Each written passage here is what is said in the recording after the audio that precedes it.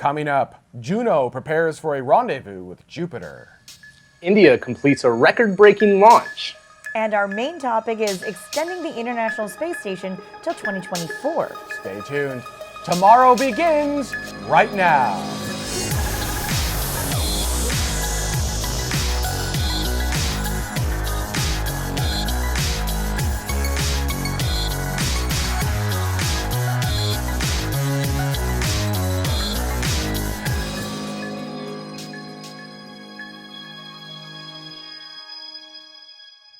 And welcome to Tomorrow, episode 9.23 for Saturday, June 25th, 2016.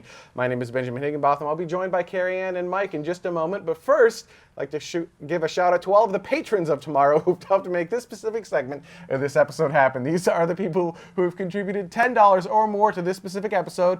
To find out how you can help crowdfund the shows of Tomorrow, head on over to patreon.com/TMRO. And speaking of crowdfunding the shows, we have reached our next reward level, which means that we're able to open up the Tomorrow shop. And you can find more information on that at shop.tmro.tv. Now, there's only one item in the shop right now, and that's It's a lovely item. It is a lovely item. It's really cool. It's the large Tomorrow pin. It's about the size of like a Star Trek communicator. You've seen Jared wear it. I've actually got it right there on one of my man purse, my MERS, Yes. that I travel with. But we'll have more items coming into the store as well. We've got some stickers on order. Those are due here early next week. We've got some mugs on order. It's going to be a lot of really cool things. So thank you all to the patrons who helped make that happen. And our next reward level is actually cooler things in the store, like the Fisher Space Pen that writes in zero-G, laser etched with our logo. Nice. That'll be some of the stuff. There's no shipping in the store, so what the price you see is the price it is to ship worldwide. It's ground shipment. You can spend more for overnight shipment, but that's the price you see. It's basically whatever the cost of the product is. Then we add a little bit on for the cost of the store and shipping, and that's it. We're not trying to make a profit. We're just trying to get swag in your hands so you can help represent the show. All right, let's go ahead and get started with some space news. First up, there was a new Shepard flight, and thank you to Blue Origin for live webcasting this. It was awesome. Here's some of that live webcast. Command engine start. 2, 1.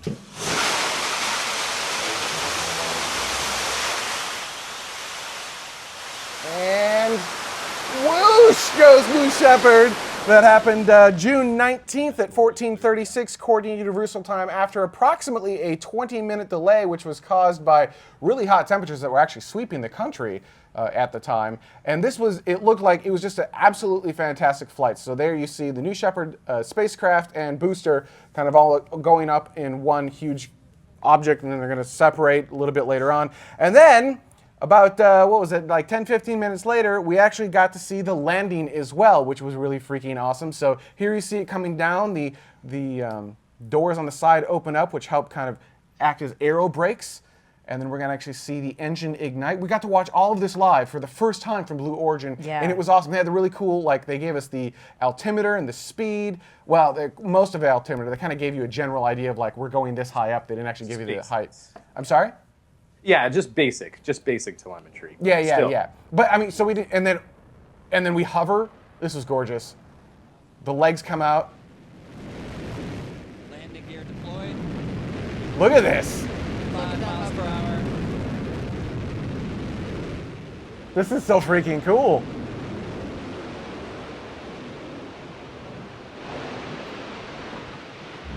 Amazing. I love the noise the vehicle makes too. That's so boom. Yeah, that's so awesome. And then on the right side of the screen, you see the spacecraft capsule. There we go. This was a 2-parachute landing. So we're coming down just on 2 parachutes. It's supposed to have 3, but this was a test. They wanted to see what would happen if one of them failed in flight. Would they still be able to land? And in a moment, you're going to see the solids fire. So it's going to kind of it's going to kick up a lot of dust, and it's going to look like a really rough landing. But in reality, it's supposed to land with about 1 to 2 miles an hour or so. And in just a few seconds, I think I have to talk longer. Probably a little bit. It's actually really pretty with Texas Yeah, that in the background. landscape the is hills. amazing. Yeah. If they launch out of Texas, it's going to be cool. I was hoping to see some sort of flame come out when those retropropulsion. Oh, right there. Yeah, well, I mean, but it's just that it's like the Soyuz. It's just for that last second. So you just kind of get that poo. All it does is kick up a bunch of dirt. But it looks like disaster right now. But and then we kind of lost it because they did show it on the live webcast. Yeah. The capsule just kind of emerges from this cloud. It was really, really awesome. So first off, thank you, Blue Origin, for letting us fly along with you. Yeah. That was awesome. We were cheering you along. It was kind of early on the West Coast for us, but it didn't matter. It didn't matter. We're sitting there. We're cheering along with you guys. We got the Chat room was like, oh, it looks really bad. Looks like a hard landing. Yeah, that's kind of what happens. It's so dry that just a lot of that dust kind of kicks up. So it looks like it was a huge impact with a lot of dust, and it was just the retro rockets I saw. I don't have data.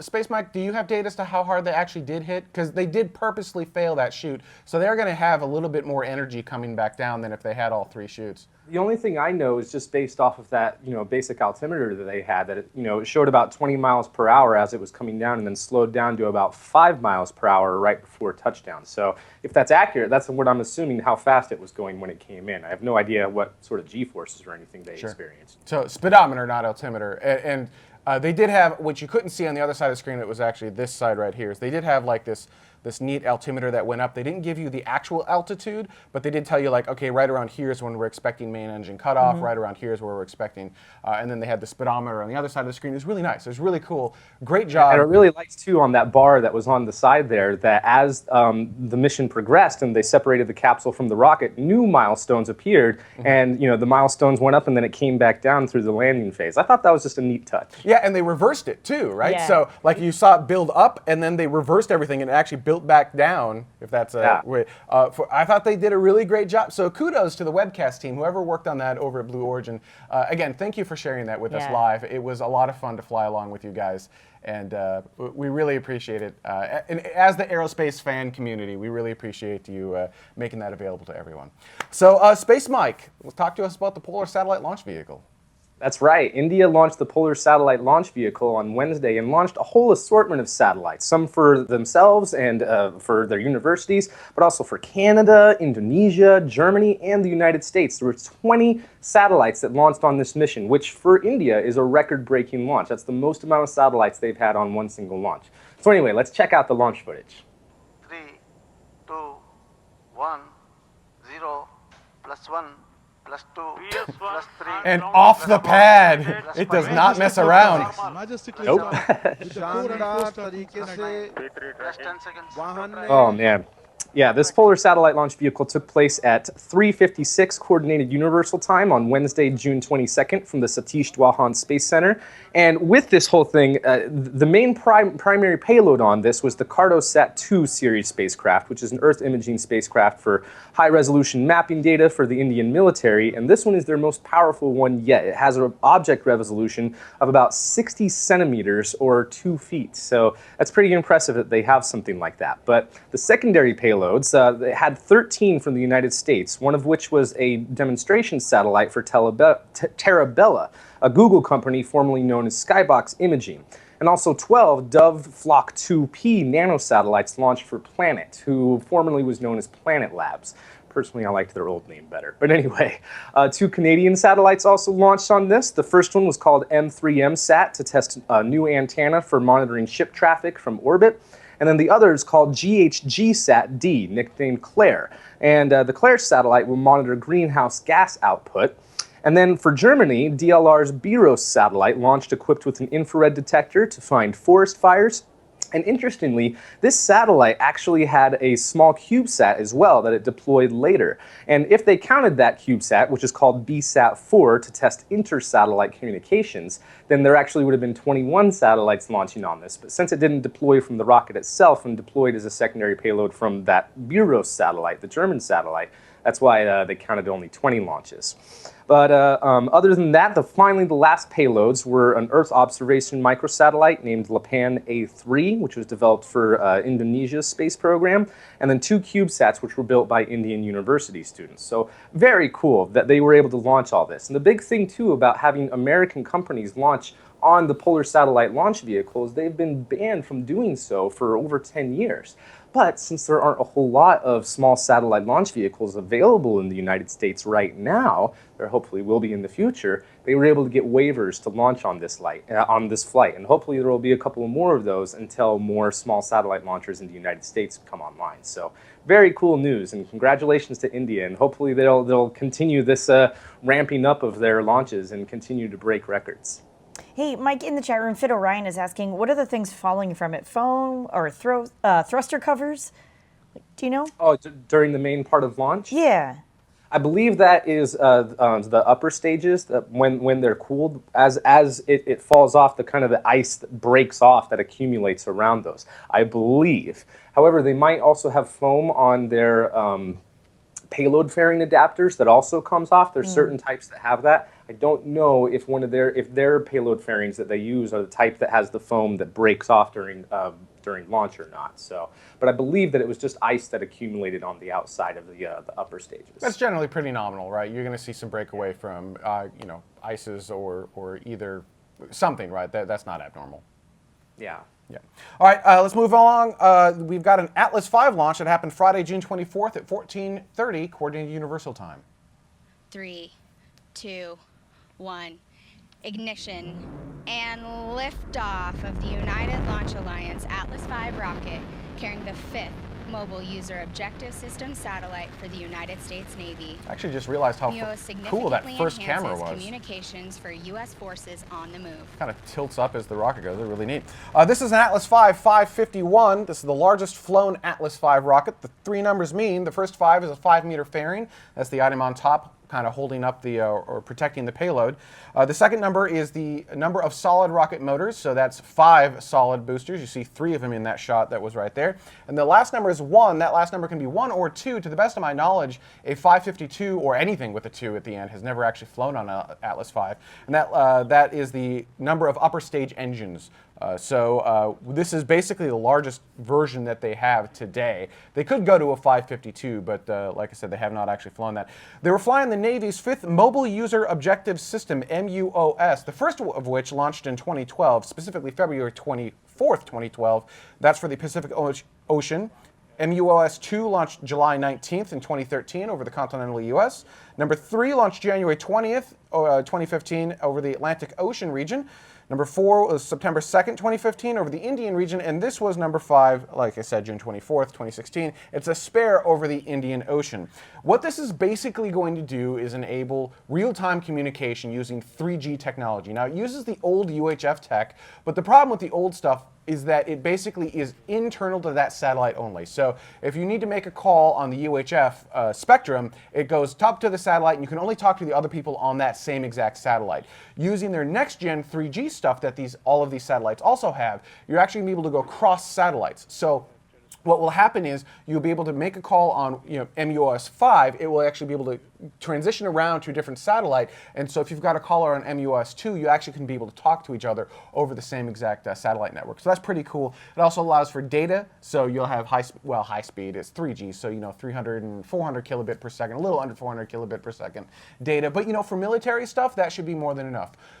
Okay, so military, you're like, yeah, that's neat. How does this impact me? What this could do in the distant future, well, maybe a decade or two, is that instead of having a cell phone that talks to your cellular towers, you could potentially take the same general technology and roll it into your actual cell phone. So no matter where you're at on the planet, with the exception of about a 1-mile radius around the poles, not necessarily using these satellites, but using the same core technology of these satellites, you could actually have a sat phone in your general phone. So you have kind of a combination phone that would use cellular towers locally, and if you have no cellular tower service, you could go up to sat phones.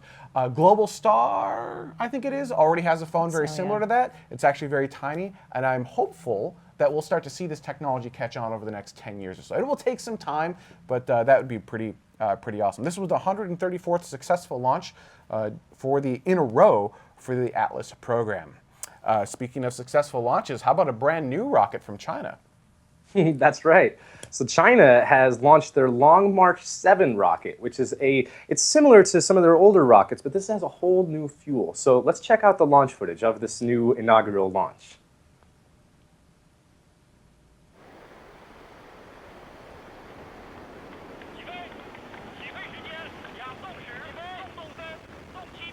Very cool.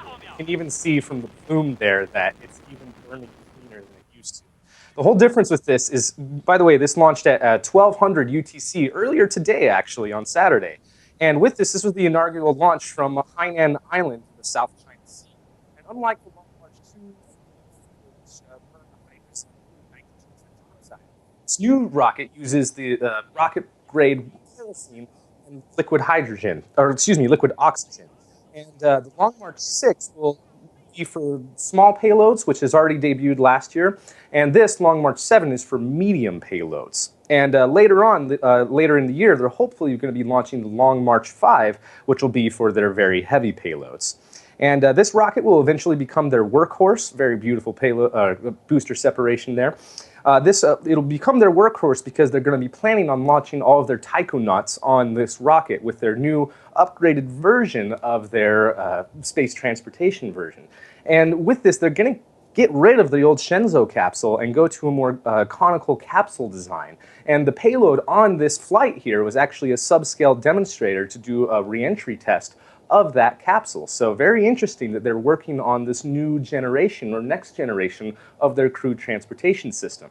But this rocket will also deliver their Tianzhou cargo spacecraft, which will be sending up cargo to their Tiangong space station modules. And later on, when they have the Long March 7 operational, that's what's going to be launching a lot of the bigger pieces of their future Mir-class space station. So congratulations, China, that you got this rocket to work, and thank you very much for using cleaner fuels, and I hope everything keeps going well for the...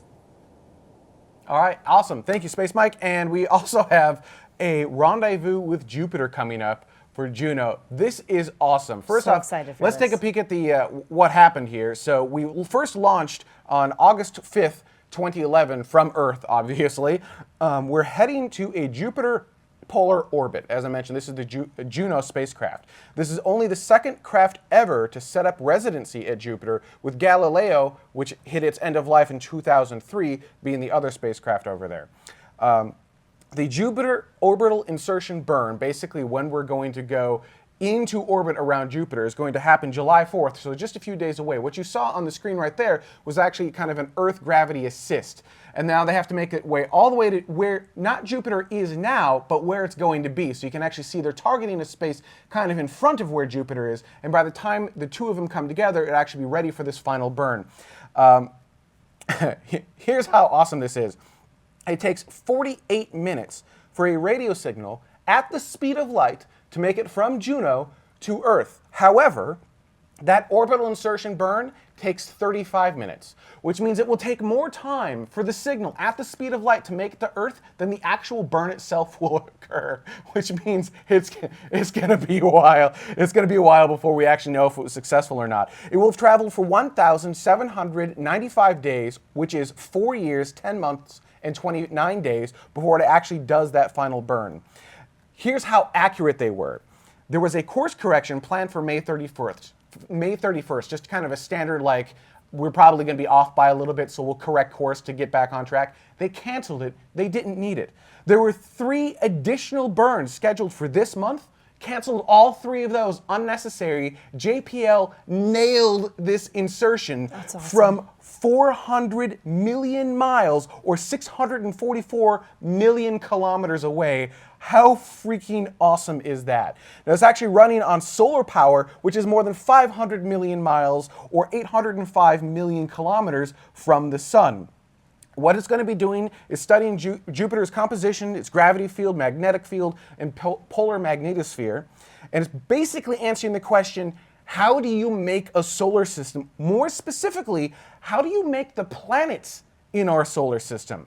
Now, Juno itself is going to deorbit on February 2018, and it's going to pass within 3,100 miles, or 5,000 kilometers, from Jupiter's turbulent top clouds. That means that in this final stretch, it's actually just going to kind of pass in, and the gravity from Jupiter is going to pull it in, and it's going to deorbit and break up on top of it. Now, we did a space pod on this very item May 31st of 2011. We featured Dr. Steve Levin, I believe it is, who's a Juno project scientist.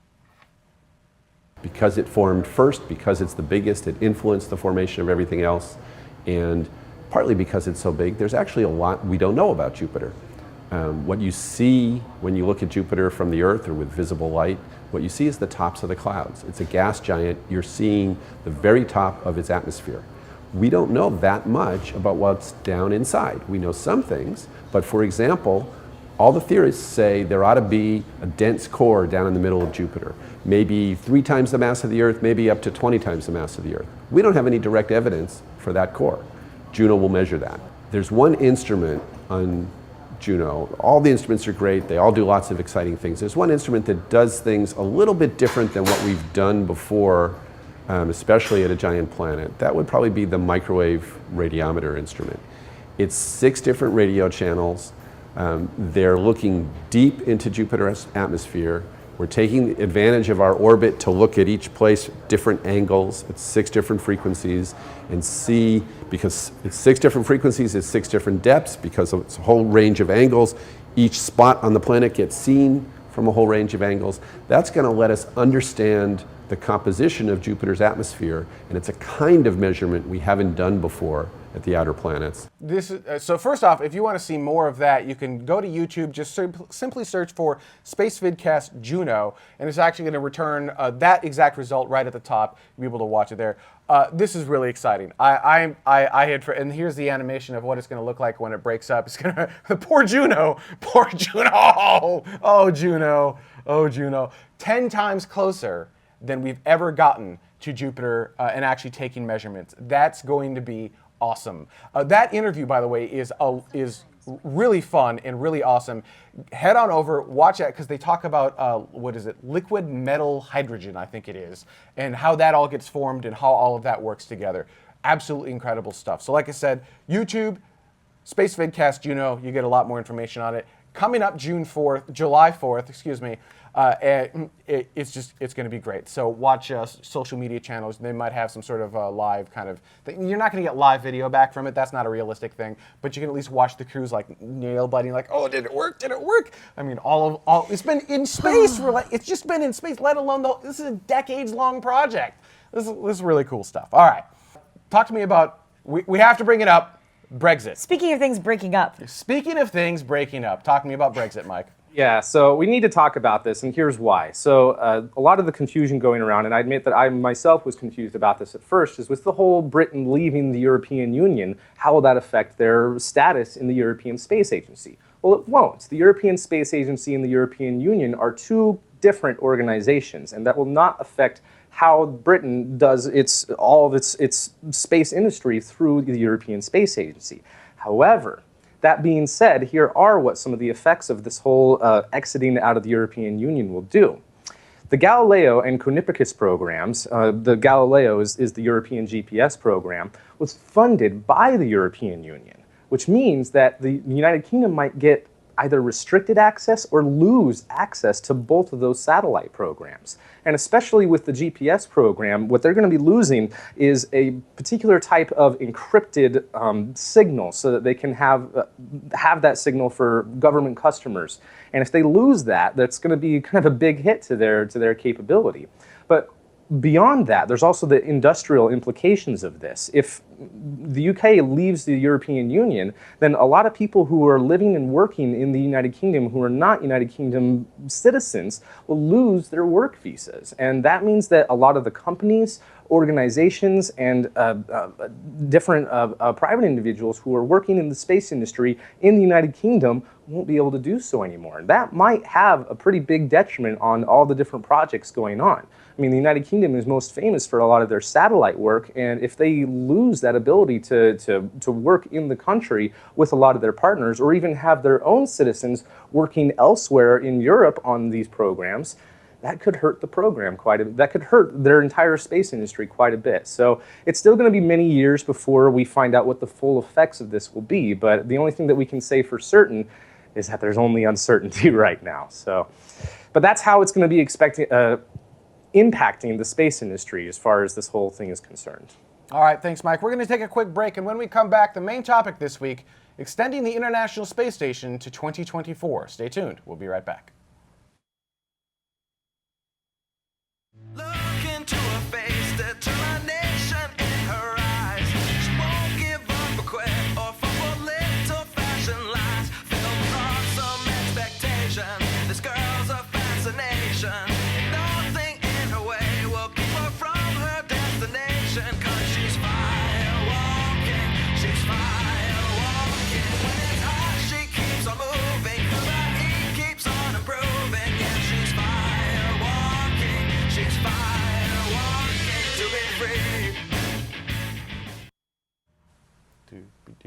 And welcome back to Tomorrow. Now, before we get started with our main topic this week, I did want to give a huge shout out to all of the patrons of Tomorrow who've helped to make this specific segment of this episode happen. These are Patreon Premier members.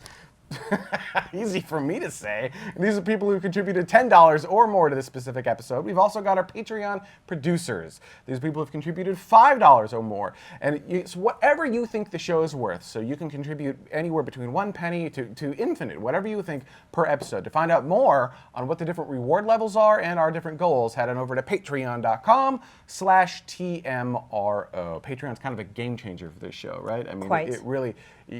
Advertising revenue doesn't build up a show or prop up a show like this one, but Patreon certainly does. Yeah. So we absolutely rely on you. And frankly, once we figure that out, I've been going into YouTube and basically turning off all the ads on the videos because they're annoying and they don't really bring in any revenue. So we want you to enjoy the shows without having to watch a 2-minute ad before a show or anything else like that. So hopefully that's kicking in and you're noticing stuff like that.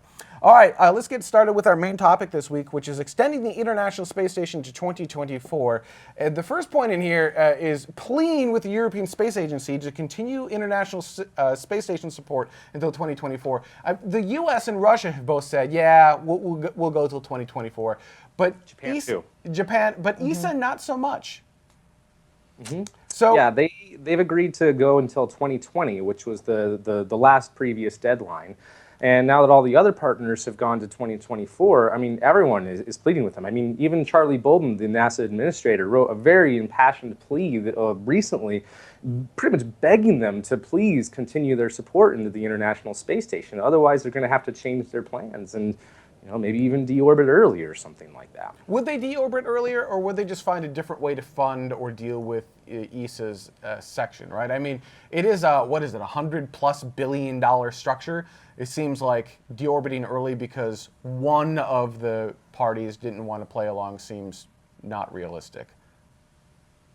I feel like there's also all the monetary support because the European Space Agency does contribute a lot of the funds for all of the logistics of staying in contact with the station, being able to do all of the debris avoidance maneuvers, of course all of the cargo, and of course hosting all the European Space Agency astronauts and everything that goes along with that, and all the European Space Agency experiments that are sent up there. I mean, a lot of that it has to do with the funds and logistics, and that's where this whole thing is going on about. If those funds from the European Space Agency disappear, it might be kind of hard to be able to make up the difference for that. Potentially. However, as you wrote in the rundown, China does still want to participate in the International Space Station. Now, U.S. politicians do not want that. For whatever reason, I don't know why, but they really don't want that. But what if that happens? Would China be actually on the table ever at any point, do you think?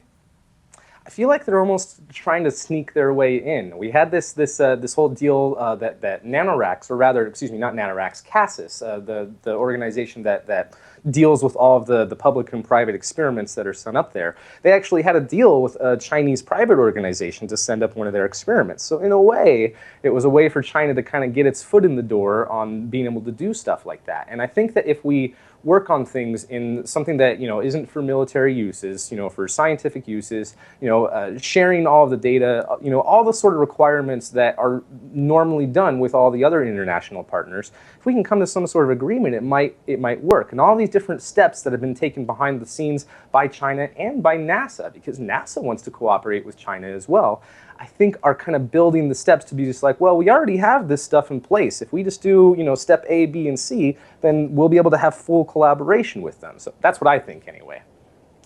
Yeah, so the chat room is very talkative. But one of the questions is, Meyer says, NASA could just run the presumably International Space Station by itself, no?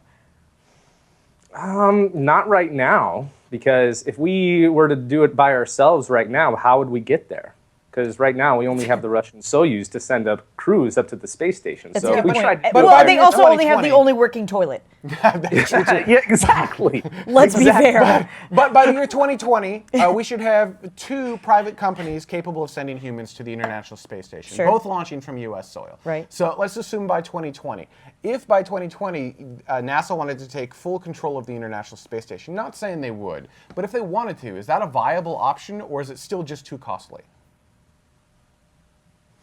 I feel like it could be done, certainly, but with the amount of funds that would go into it, it might slow down a lot of our other progress of trying to get to Mars or to the moons of Mars or even to our moon. And that's the only thing that I would worry about, that is it gets so bloated that the whole thing just gets canceled anyway. So there's a lot of points, kind of, at least in our rundown, talking about, ISS partnering with China for future Tiangong flights, additional UN agreements with China. But there was a really interesting point brought up in the chat room by Space Kyle that says the United States doesn't want China's China specifically, because China's space program is a part of their military. Yeah. And that's a little bit of a difference between the other space programs invited to the International Space Station. Is they're generally non-military entities, I believe. Government, all of them. but not necessarily government, but non-military. Yeah, so that's huge. then that bodes the question: would China build a branch of their space program that's non-military so they could participate in the International Space Station? And is that really the only thing holding them back? Yeah. Yeah. Well, the thing that I find interesting with this whole UN agreement that they have, this is at the recent meeting of the UN's peaceful uses of outer space. That was this whole meeting was held on June 14th.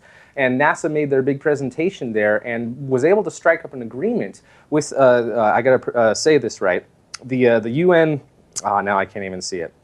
The UN Committee on Outer Space Affairs.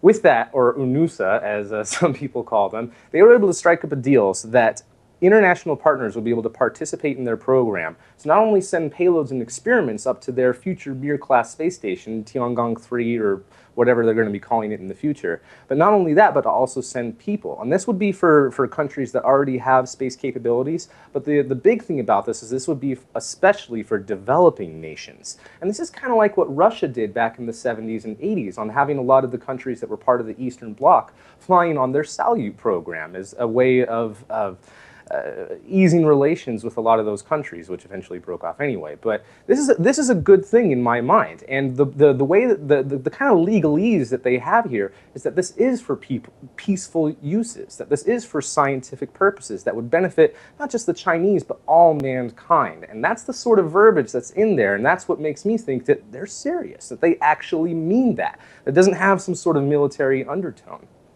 That's my opinion.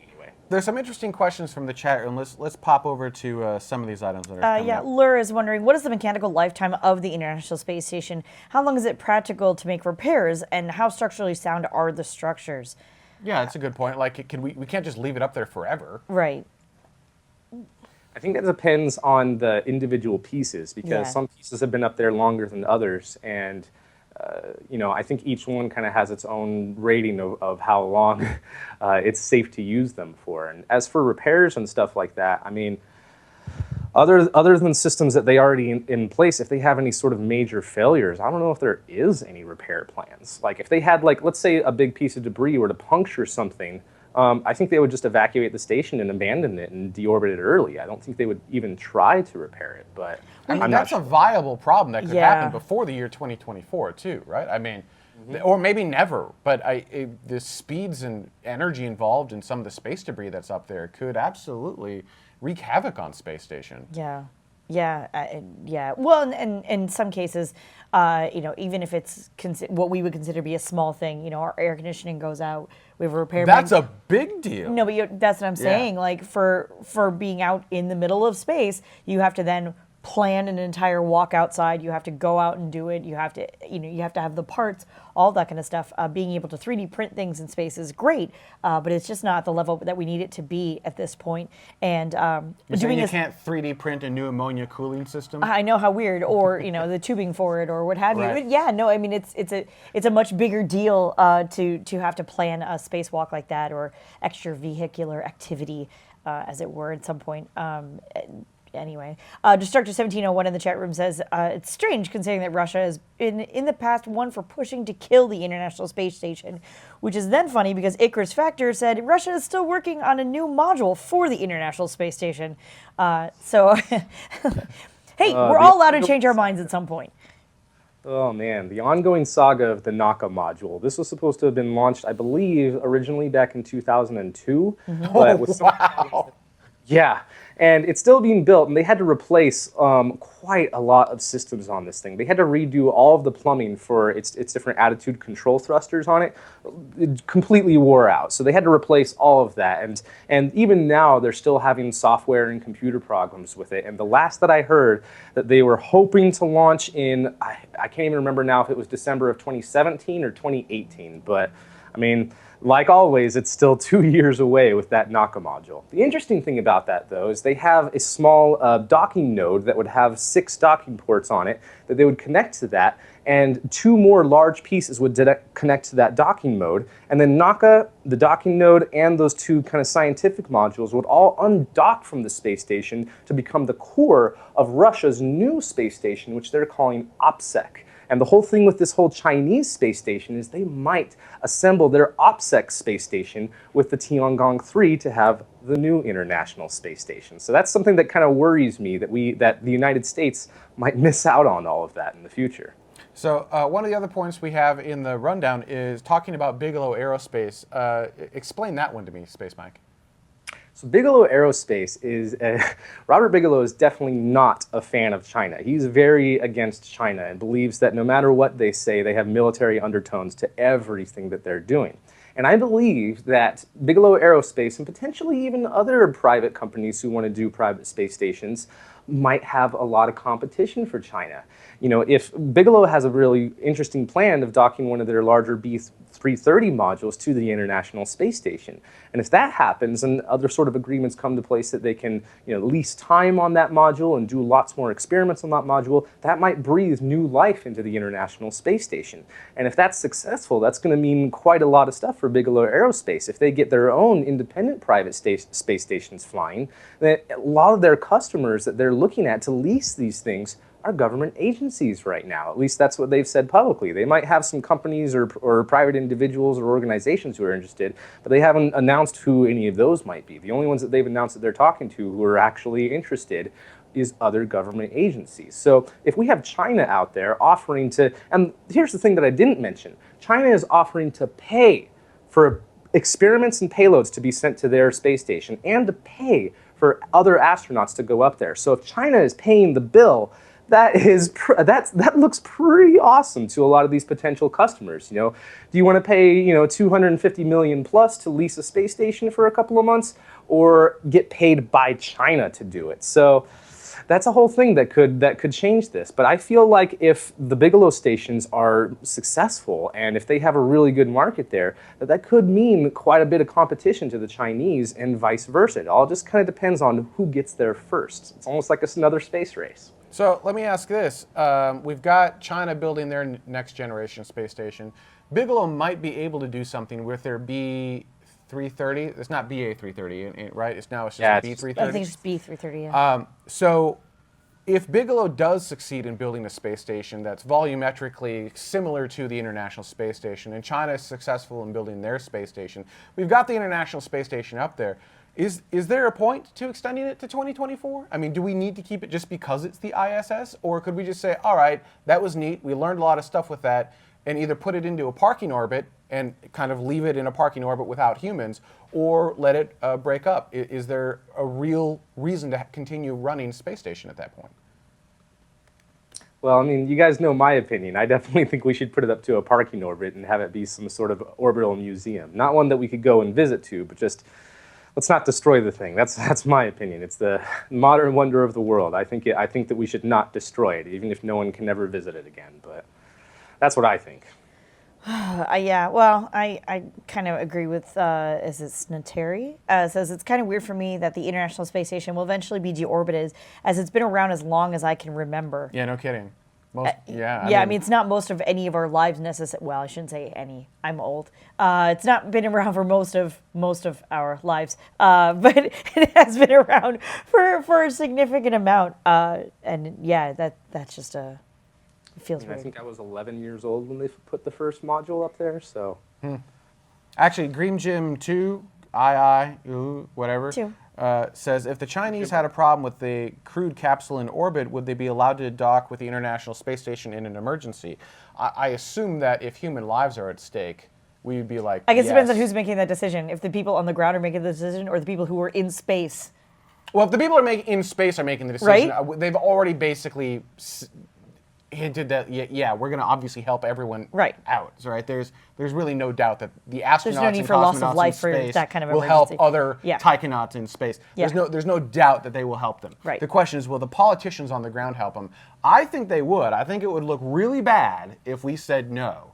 I think if there were an emergency, just as I think when we have elements like that, that's when you see the best of humanity, and you see us actually caring about other humans and not caring about race or religion or anything else. That's where we forget all those walls get torn down. And we're like, yes, let's figure this out. Let's be successful in this. And I think that is what would happen in that circumstance. Any difference? You agree? Yeah, go ahead. Two things I wanted to bring up with this. First of all, the Chinese hardware doesn't have the same type of docking ports that they use on the International Space Station, so they wouldn't necessarily be able to dock. But yes, absolutely, we would be able to do some sort of rescue mission. And actually, something that I find really interesting is that old treaty back from the 60s, the Peaceful Uses of Outer Space, actually has lots of clauses in there that countries would help each other. And even back during Apollo 13, the Russians allowed us to use a lot of their ground tracking stations to stay in constant contact with Apollo 13. So even way back then, when we were in the middle of that Cold Arms race, the Russians helped us because that was in the treaty of the peaceful uses of outer space. So it's kind of not necessarily law, but it is essentially law that all the nations of the world will help each other in emergencies like that. So I find that very cool that we established that way back then. All right, so I think that will wrap up our main topic. What do you guys think in the community?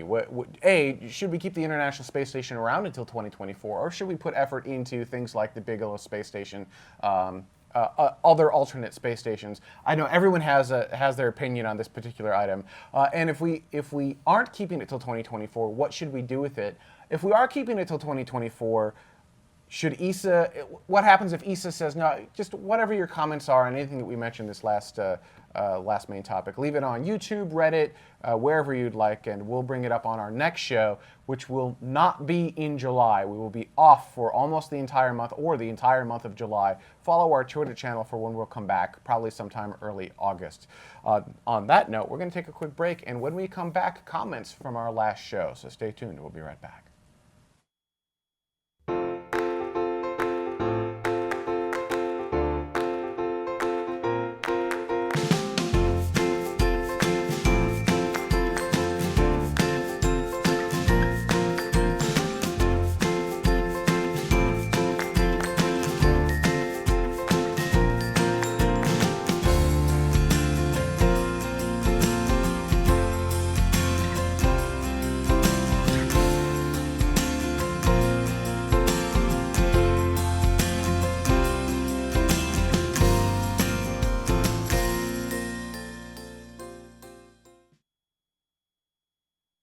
And welcome back to Tomorrow. Now, before we get started with comments from our last week's show, I'd like to give a huge shout out to all of the patrons of Tomorrow who have helped to make this specific segment of this episode happen. These are the people who've contributed $10 or more to this specific episode. We've also got our Patreon producers. These are people who've contributed $5 or more to this specific episode. And of course, our Patreon Plus subscribers. From this level, which is $2.50 or more, you're going to get, and all the way above, you're going to get access to After Dark as soon as it's made available on demand, as well as access to our Hangouts when we have those, which will be happening in the month of July, and a bunch of other cool items. But, oh wait, there's more. We've also got our patrons. These are people who've contributed between 1 penny and $2.49. That's right, as little as 1 penny gets your name in the show. To find out all those reward levels, head on over to patreon.com/TMRO. And once more, we did open up, because we hit that last goal level, we did open up our shop, which is shop.tmro.tv. And you can get right now the large Tomorrow pin, but again, we'll have stickers in there, we'll have mugs. Our next reward level above this one, which is at $1,500, adds additional items into the store, higher cost items, like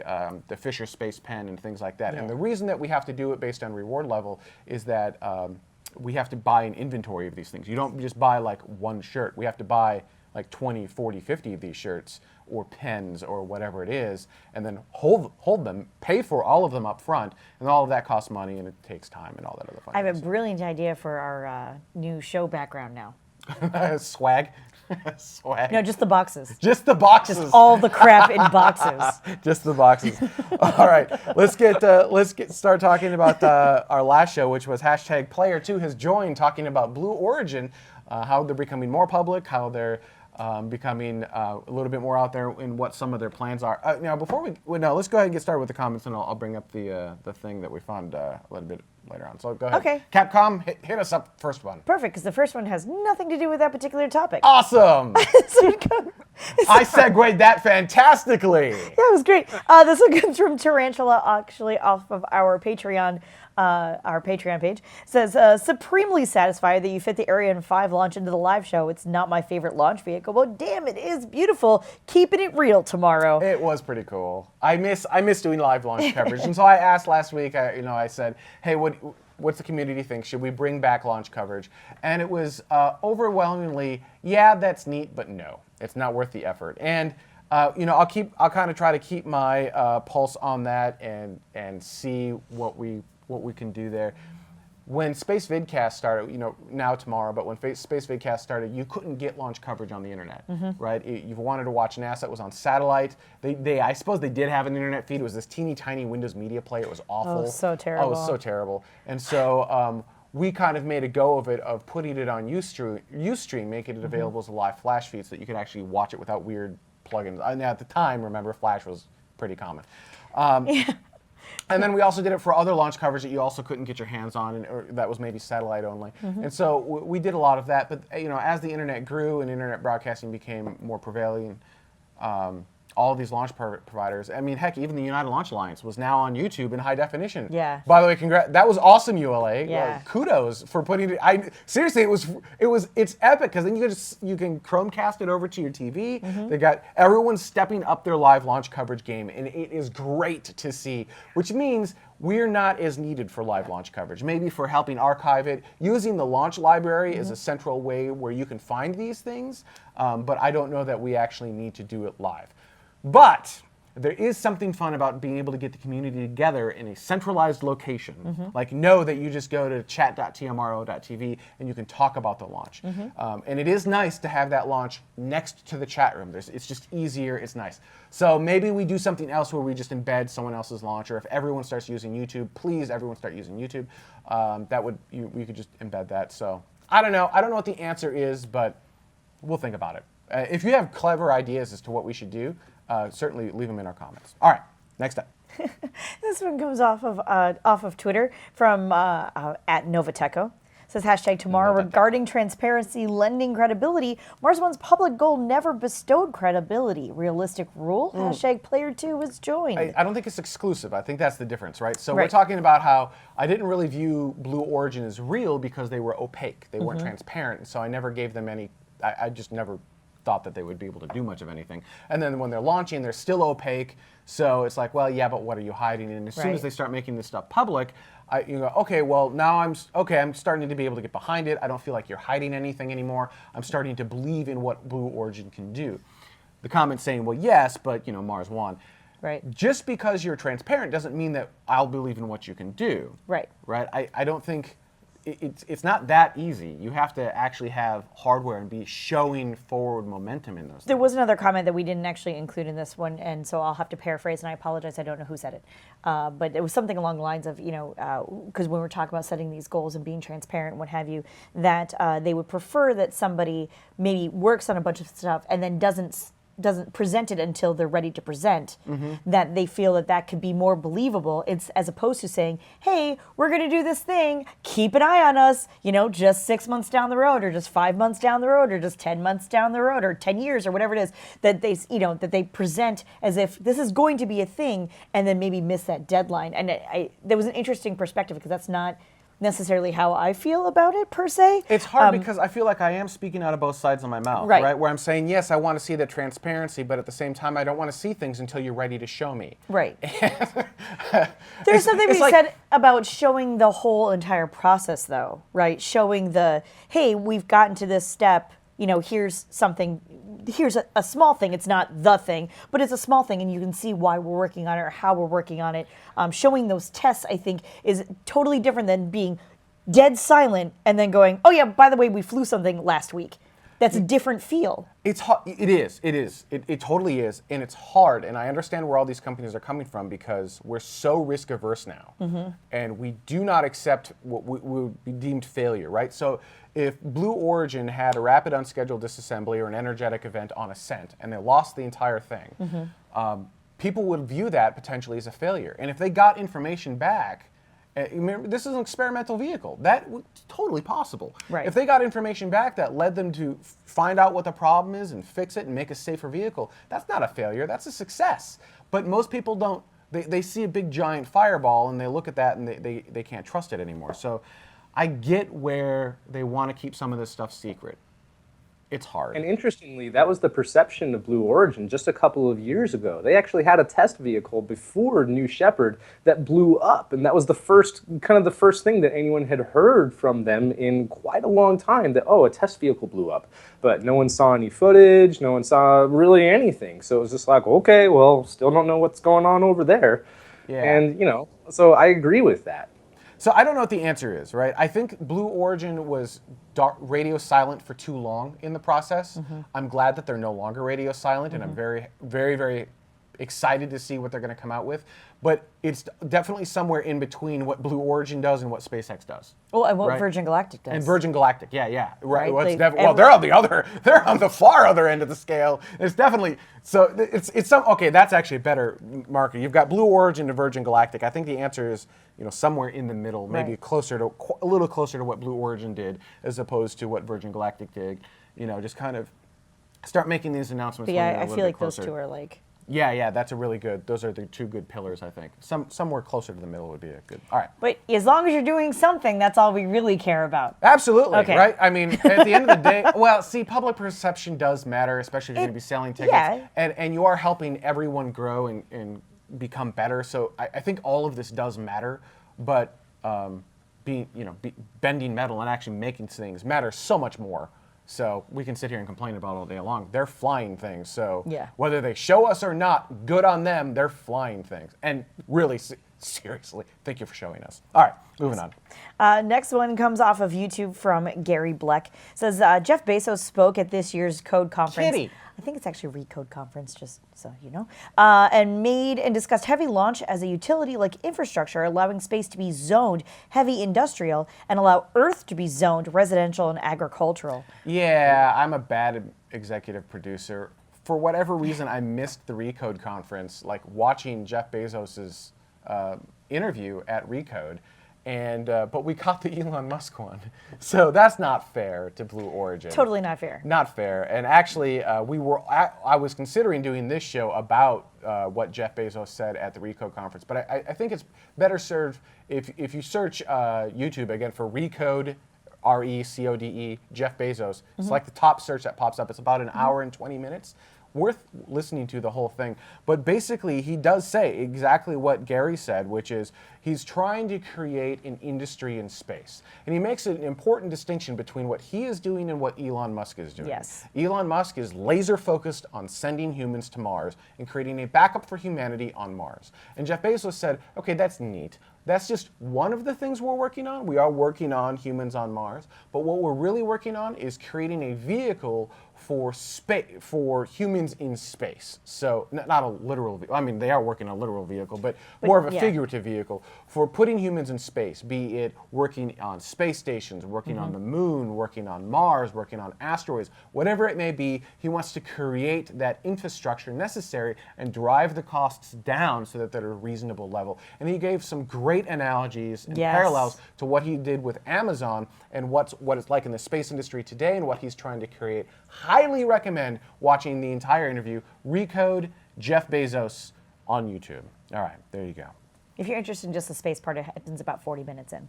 Cool. Just so you know. So last comment comes off of Reddit. This one comes from Mr. Macbar.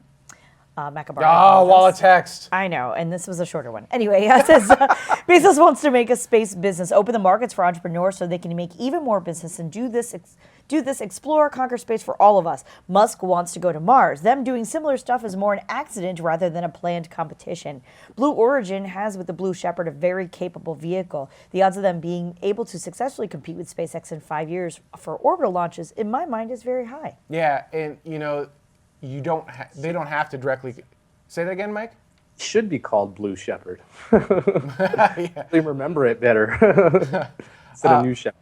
Well, yeah, Sorry. but that's a throwback. No, to, you're right. We just copied the exact thing, but you're right. The vehicle's actually New Shepard instead of Blue Shepard. It's actually a throwback to the Mercury days. It's actually a what was it?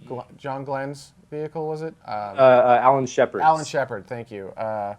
Vehicle. Yeah, So the anyhow. Redstone rocket was just a suborbital flight. Yep. So that's where the name comes from, in case anyone was wondering. So yeah, actually, I think it's what Blue Origin is doing will directly compete with what SpaceX is doing, but it doesn't necessarily mean that there's not enough business for both of them, if that makes sense. And they're going about similar things in different ways, but not the same thing. So it's going to be very interesting over the next 5 to 10 years to watch these two companies and where they're going. It's actually a very, very exciting time to be a space nerd. And it's going to be a lot of fun to watch all of this unravel. So, and hopefully you'll watch it with us. On that note, we're going to call that the show. Remember, we are off for all of July. So follow our Twitter account, twitter.com/TMRO, and we'll let you know when we're coming back on air. We will continue our space pods, and we'll let you know in the space pods when the live shows come back. So Space Mike, Jared, and Lisa will all continue those and keep you guys with. Actually, you guys have a super space pod planned. That's right. We have something very special planned for you guys this coming week. We're shooting for Wednesday to put out a super pod that both me, Lisa, and Jared have all been working on. So it's very exciting, and I'm just hoping that we don't get bogged down by the workload and then it's not late. So I'm shooting for Wednesday, and hopefully it'll be very cool. And there's going to be some involvement that we're going to ask for on your guys' part. So hopefully everyone's really excited about this, and we have a lot of fun with it. So look forward to that next week. All right. Thank you, everyone, so much for watching. We'll see you in a month.